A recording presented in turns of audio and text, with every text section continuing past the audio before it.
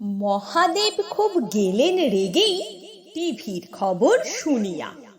মরতে গিয়েই দুর্গা দেবীর হয়েছে চিকুনগুনিয়া।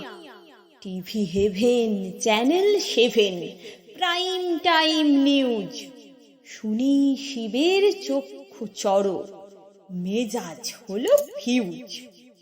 সরস্বতীর হয়েছে ডেঙ্গু, লক্ষ্মীর ম্যালেরিয়া। গণেশ দাদা খান হিমশিম, একাই ওদের নিয়া।